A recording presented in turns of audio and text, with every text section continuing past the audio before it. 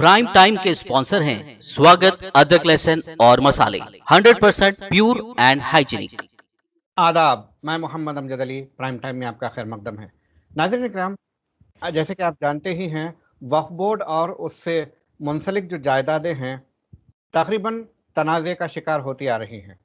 कहीं पर वक्फ बोर्ड के तयन करदा कमिटियां जिम्मेदार होती हैं, तो कहीं पर टेनेंट्स जिम्मेदार होते हैं।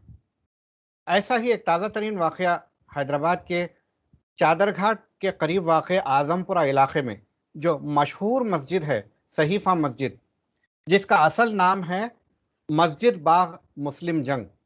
आप सभी वाकिफ़ होंगे सहीफ़ा मस्जिद से। सहीफ़ा मस्जिद में कुछ पुरानी तामीर को तोड़कर नई तामीर की गई है। उसके बाद से इंतज़ामिया और साबिक़ा टेनेंट्स में तनाज़ा पैदा हो गया है। क्या तनाज़ा है जो टेनेंट्स कह रहे हैं, क्या वो सच है या फिर क्या इंतज़ामिया कमेटी जो कह रही है वो सच है? इस बारे में हम जानने की कोशिश करेंगे। सदर इंतज़ामी कमेटी मस्जिद बाग मुस्लिम जंग अल मारूफ सहीफ़ा मस्जिद और रुकन तेलंगाना स्टेट वक्फ बोर्ड जनाब मिर्ज़ा अनवर बेग साहब से आज हम गुफ्तगू करेंगे। अनवर बेग साहब, आपका बीबीएन चैनल पर खैर मकदम है। अस्सलाम वालेकुम रहमतुल्लाहि बरकातहू। वालेकुम अस्सलाम रहमतुल्लाह। अनवर साहब, ये जो सहीफ़ा मस्जिद में कुछ पुरानी तामीर को तोड़कर नया करा गया, ज़रा इसके बारे में थोड़ी तफ़सील बताइए। इसके लिए थोड़ा सा पीछे जाना पड़ेगा।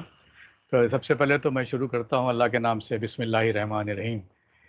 ये जो है एक पुरानी मस्जिद है जो 1986 में नई तामीर की गई थी। पुरानी जो है ये एक कुतुब शाही मस्जिद थी, छोटी सी। इसको 1986 में तोड़ करके नई बनाई गई। लेकिन जो दुकानें हैं साउथ और नॉर्थ की तरफ, ये पुरानी हैं। ज़माने का कंस्ट्रक्शन था। काफ़ी जो है छतें इसकी गिरी हुई थी, किसी के पास एस्बेस्टॉस, किसी के पास टीन, किसी के पास कुछ छत जो है बिल्कुल नाकारा थी।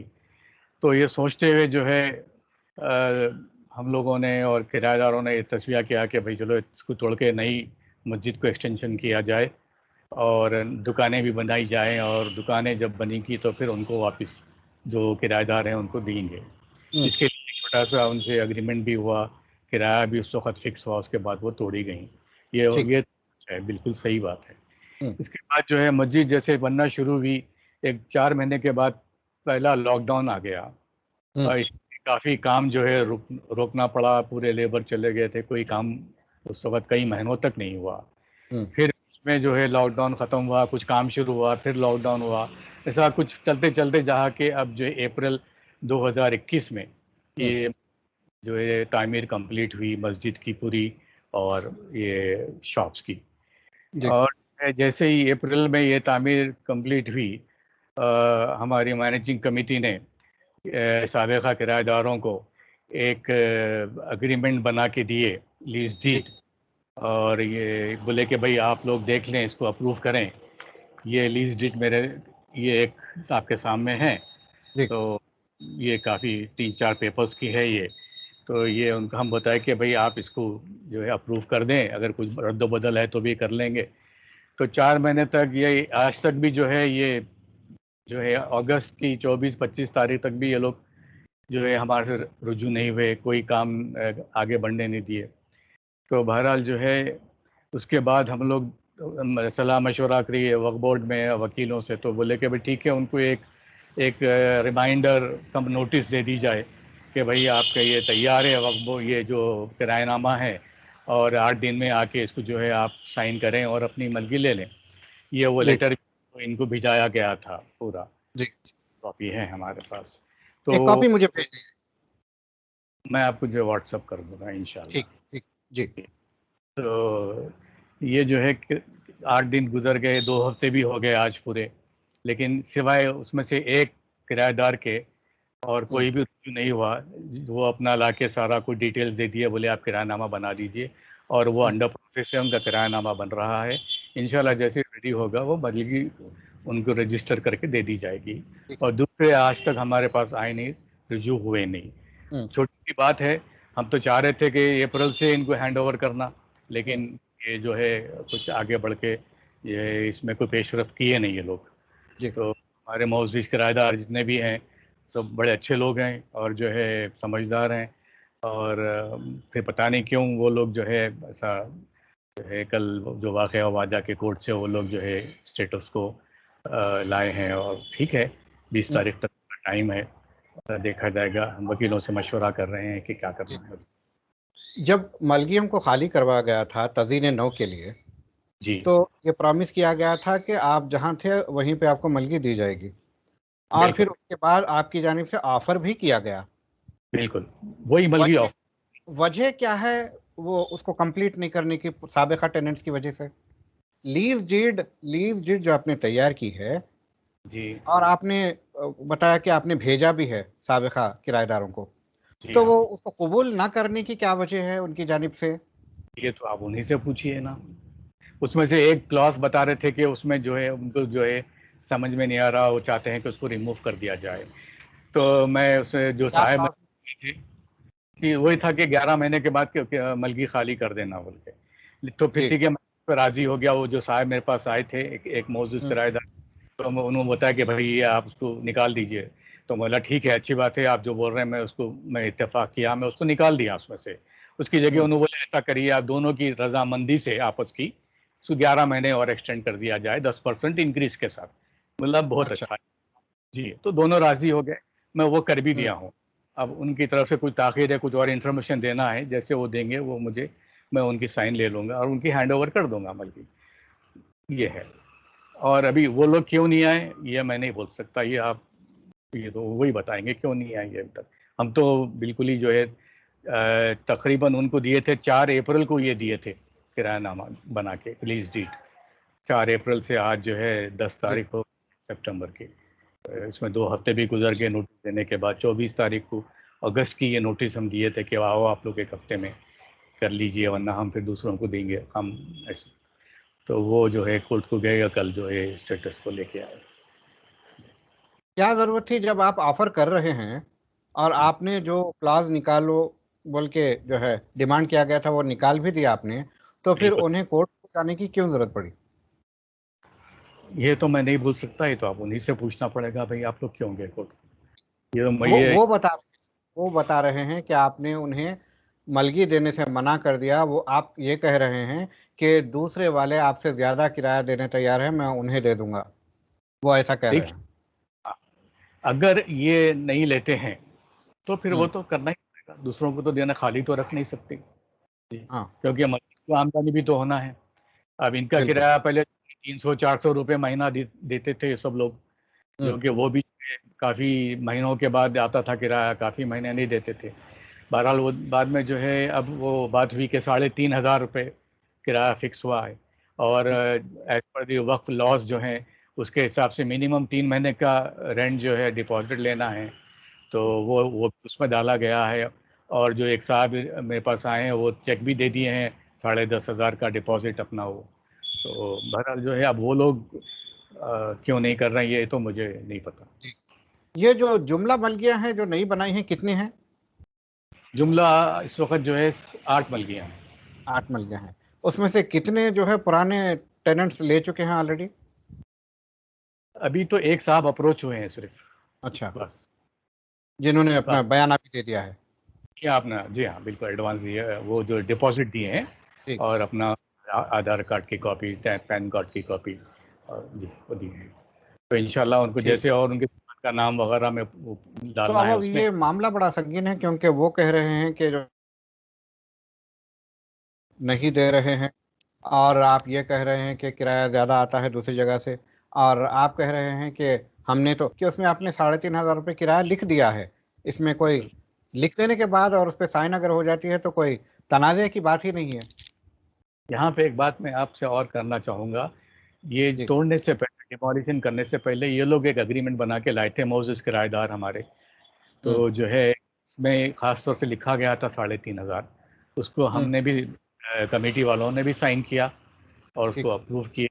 और वो किराएदार उनके पास है, वो पूरा एग्रीमेंट उनके पास है। और वही हम्म। सामने रखते हैं। अब ये नई जो लीज डीड बनी 3,500, उनके कहने पे, उनके वायदे पर ही डाला गया है। जी।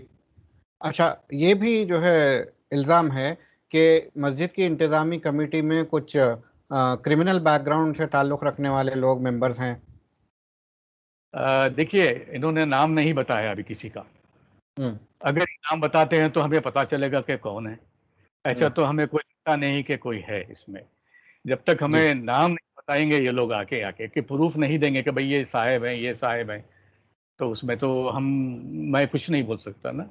जब तक हुँ, ये एक बात कह देना तो कोई बात नहीं है कि भई फलाने इतने लोग हैं, वो ऐसा है। ये तो बात है कहने की बस। कह दिया उसने उन्होंने कह दिया, लेकिन प्रूफ़ इससे पहले मैं प्रूफ़ माँगा था उनसे कि भई हुँ, क्या प्रूफ़ है आपके बताइए मुझे दीजिए ताकि मैं उनको बता के बात करूँ कि ठीक, भई आपके खिलाफ ये है। लेकिन समझ 1 साल हो गया वो मुझे कोई प्रूफ़ दे नहीं सके आज तक। और फिर ओके, कल वो रिपीट कर रहे थे यही बात। हुँ, पहले तो बता रहे थे किसी ने 1 मर्डर किया है, अब वो 1 की जगह 2 हो गए, किसी के 4 हो गए, तो अब वो नाम बताएँ भई, फलाने साहब ने किया है, फलाने साहब ने किया है। तो हुँ, फिर मैं तो किसी का नाम ले नहीं सकता, मैं किसी को डिफेम नहीं कर सकता। ठीक है, तो है ना ये ऑन कैमरा जो है किसी को डिफेम करना बुरी बात है। जब तक कि आपके पास का पक्का प्रूफ ना हो, हुँ, तो गलत बात है। किसी के भी खिलाफ जो है ऐसी बातें करना, डिफेम करना, जिसकी भी फैमिलीज़ हैं, उनके भी जो है अपने रिश्तेदार हैं, लोग हैं, दोस्त हैं, तो क्या सोचेंगे? जी। कोर्ट में जब ये लोग गए हैं, तो क्या इनका जो है कोर्ट से जो है मुतालबा था और कोर्ट ने क्या कहा है? इन पता नहीं मुतालबा क्या था, कोर्ट ने कहा है कि 20 तारीख तक इसको जो है स्टेटस को रखा जाए, बस 20 सितंबर, 20 सितंबर तक। जी। जी, ये सिटी सिविल कोर्ट ये गए हैं, 14 एडिशनल जज के पास सिटी सिविल हुँ, कोर्ट में ये ठीक है। गए हैं। उसकी कॉपी अभी तक हमें तो मिली नहीं है, तो जैसे मिलेगी या फिर उसका जवाब दिया जाएगा। अदरवाइज़ ये चाहे कोर्ट को जाएँ या ना जाएँ, जितने भी जो 7 रिमेनिंग मेंबर्स हैं, क्या वो आपके पास आते हैं और आपकी बनाई हुई लीज़ डीड को एग्ज़ीक्यूट करते हैं, उस पे दस्तखत करते हैं, तो आप उन्हें देने में आपको कोई प्रॉब्लम नहीं है? क्यों क्यों नहीं? प्रॉब्लम तो कोई नहीं है। क्यों नहीं है बिल्कुल। प्रॉब्लम? अब उनको हम 8 दिन का टाइम दिए थे जो गुज़र चुका है। हुँ, इसमें ये 8 जी, दिन के अंदर साहब रुजू हो गए, तो उनका तो मैं बना रहा हूँ जो हमारा वायदा था, जो हमने उनसे प्रॉमिस किया था, उस हम तो ठीक, बराबर उनको बना के दे रहे हैं। अब इनका काम था कि ठीक। आते, मेरे पास आने के हुँ, बजाय वो कोर्ट में चले गए।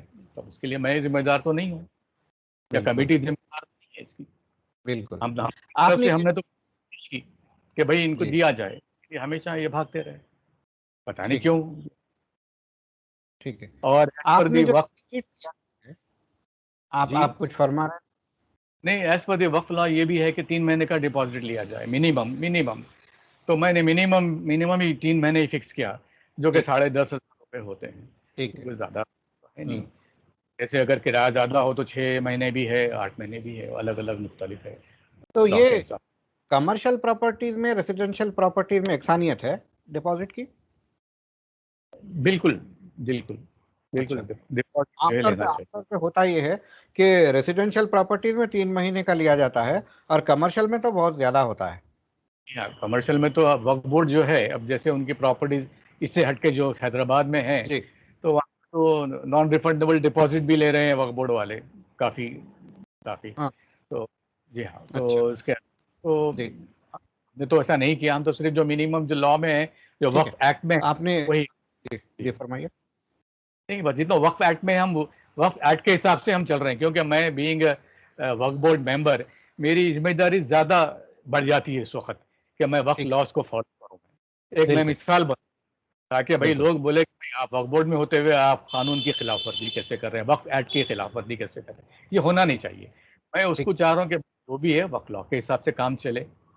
तो इसीलिए मैंने उनको जो है कहा कि भाई आप बताइए, अभी तक कोई किरायानामा किसी का भी नहीं है। अब हुँ, किरायानामे जब बनाने जा रहे हैं तो ये प्रॉब्लम्स आ रहे हैं। ठीक है। यही मेरा सवाल था, आखिरी सवाल।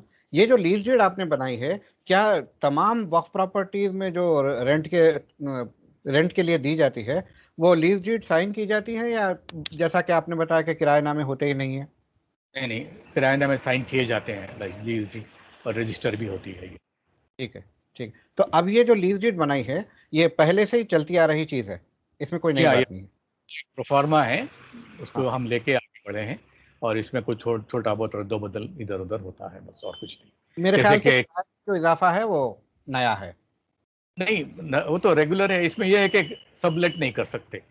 किराए पे लेने के बाद दूसरों को दे रहे हैं मलगी, तो उसका पार्ट दे रहे हैं या पूरी दे रहे हैं या आधी दे रहे हैं। ये करना है तो आप खुद करें भाई, आपके लिए है ये। कम किराए पे इसलिए देते हैं कि आप इससे मुस्तफिक हो। आप लेके ज्यादा किराए पे किसी और को दे रहे हैं, तो ये तो जो है सबलेट होता है, अगेंस्ट द लॉ भी है, ये लॉ में भी नहीं है सबलेट करें इसमें। क्योंकि आपने सबलेटिंग की बात की है, हालांकि इस केस से ताल्लुक नहीं रखती।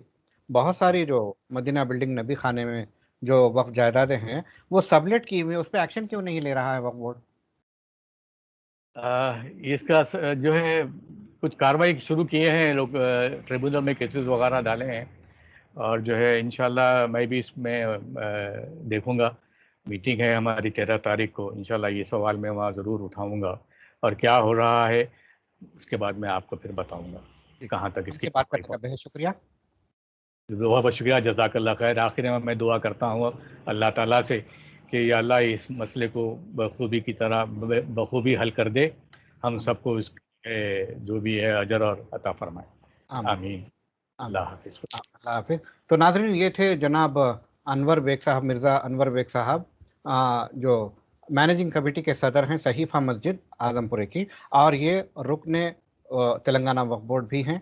इन्होंने जो बताया है कि जो सहीफ़ा मस्जिद का जो तनाज़ा है वो तनाज़ा इंतज़ामी कमेटी की जानिब से तो नहीं है। उन्होंने मलगियाँ नए सिरे से तामीर की है, शीट तैयार की है, उनको एक्नॉलेज भी किया है कि आप आइए, साइन कीजिए और अपना जो है कब्ज़ा लीजिए।